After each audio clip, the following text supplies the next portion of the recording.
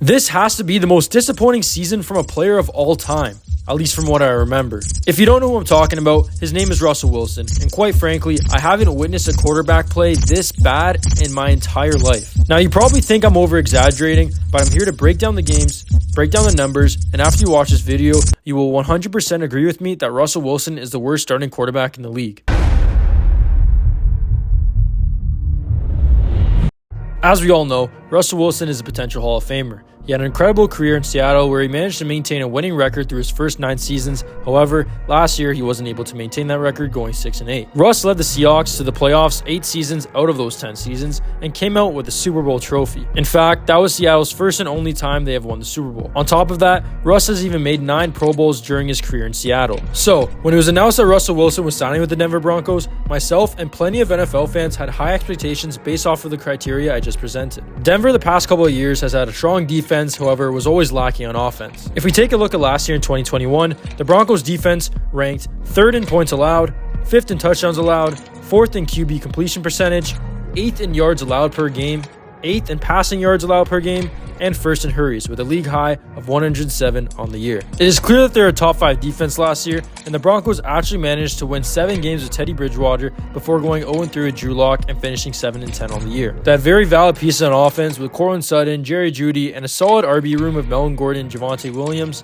but just lacked that QB play. Again, Denver won 7 games with Teddy Bridgewater, who with all due respect is an average quarterback, but imagine what Denver could do with a top-tier quarterback. That is the question that every Broncos fan had last year, and they thought they found an answer when Russell Wilson signed for them. Russell Wilson and the Broncos agreed to a 5-year, $245 million contract that has now since become the most laughable contract in all American sports. And I say that with confidence because this contract makes Russell Wilson the 2nd highest paid player in the NFL, as he makes more money than Patrick Mahomes, Josh Allen, and every single player in the league not named Aaron Rodgers. Ridiculous. But let's just take a look at why this contract is the worst contract extension in American sports history. We ran through the logistics and expectations that Denver had for Russell Wilson prior to the 2022 season, so let's take a look game by game on what Russell Wilson has done. Starting off with Week 1 against Seattle.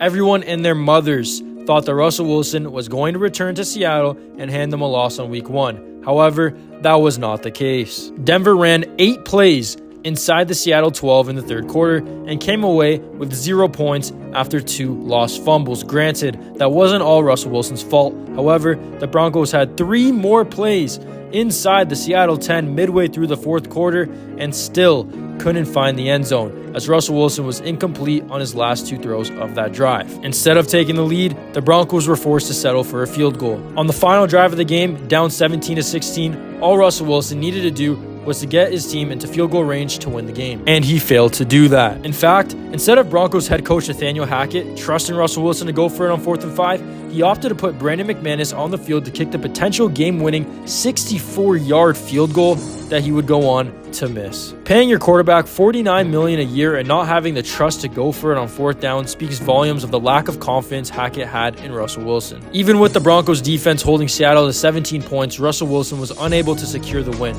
A very lackluster game on Monday Night Football. The following week, the Broncos faced the Texans in their home opener. They managed to grab the win, however, that was solely due to the Broncos defense. The Broncos defense held the Texans to just 9 points as Russell Wilson threw 14 for 31 and put only 16 points up on the board. Russell Wilson was so bad that Broncos fans were literally booing this man on his debut. Is not able to get it done in a goal-to-go situation. And it's quarterback who maybe didn't see over everybody. In Week 3, Russell Wilson went up against the 49ers, and the Broncos secured an 11-10 win. However, it was possibly the ugliest win of all time. As the Broncos defense held the 49ers to just 10 points, Russell Wilson only threw for 184 yards and sent the punt team out 10 times to punt the ball. Yes, you heard me correctly.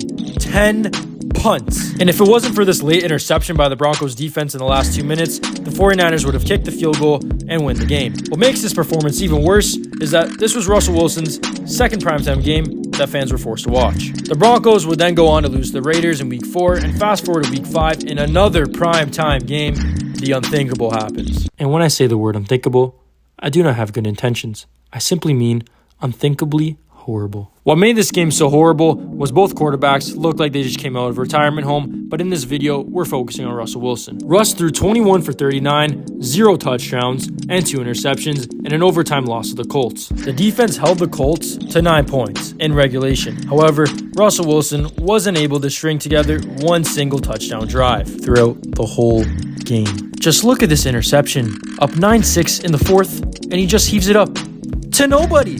Bro literally saw a man trying to tackle him and said, "F it, let me just heave this shit." Like, what is actually going on here? You have Melvin Gordon literally staring at Russell Wilson in shock of how bad he is. Russell Wilson was playing so bad that Broncos fans were literally leaving the stadium as the game was about to go into overtime. As a fan, you usually see overtime and think, oh damn, it's going to OT. Meanwhile, these home fans who paid tickets to go watch their team play were leaving the stadium when the game was about to go into overtime. See, there's 2 options as of why these fans left. Option 1, they probably left because they would rather go home than watch Russell Wilson play football. Or option 2, they'd rather go home because they didn't have faith or hope that Russell Wilson was going to do anything. Regardless, if that alone doesn't depict the vibe of what's going on around here, I don't know what will. But I mean, just look at this play in overtime. 4th and 1 to win the game.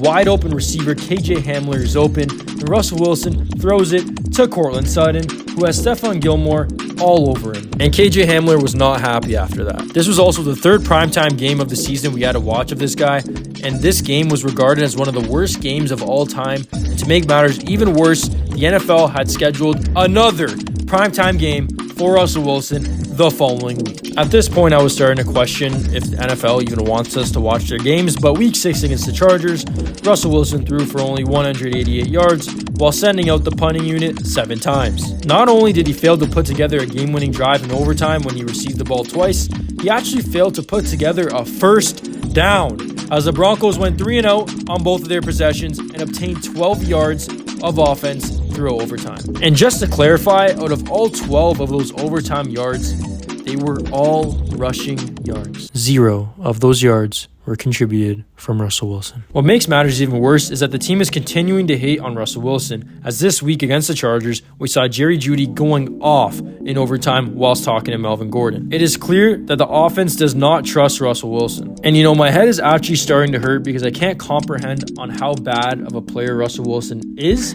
but we're just going to fast forward to week 10. As in week 10 against the Titans, Russell Wilson couldn't throw the ball yet again, this time throwing 21 for 42 and sending the punt unit out 9 times, almost matching his season record of 10 punts. One thing Russell Wilson is consistent at is not putting up points, as this week he put up 10 and went scoreless in 3 quarters. The next week in week 11, he put up 16 points and lost in overtime to get swept by the Raiders. And then we have present day, week 12 versus the Panthers, where Russell Wilson threw for a horrible 19 for 35, 142 yards, and brought out the punting unit 7 times. Oh, and he also put up 10 points, with 7 of those points being in garbage time when they're already down 23-3. And to put the cherry on top, Russell Wilson, a quarterback who is making $49 million a year, just got outplayed by Samuel Darnold, the 3rd-string quarterback on the 3-8 Carolina Panthers. During this game, we even saw nose tackle Mike Purcell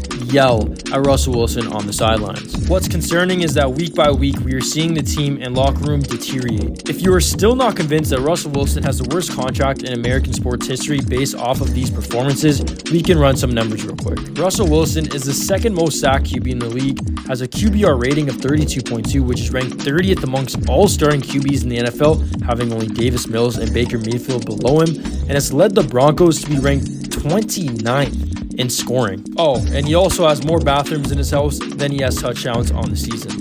I mean, it's gone so bad that even his own teammates aren't showing up to his birthday party. It is actually getting out of hand on how bad Russell Wilson is. His decision-making sucks, he can't throw the ball to save his life, and has worse footwork than my grandma. This man is making $49 million a year to produce good numbers, win games, lead the Broncos into the playoffs, give hope to Broncos fans, and change the culture of Denver football.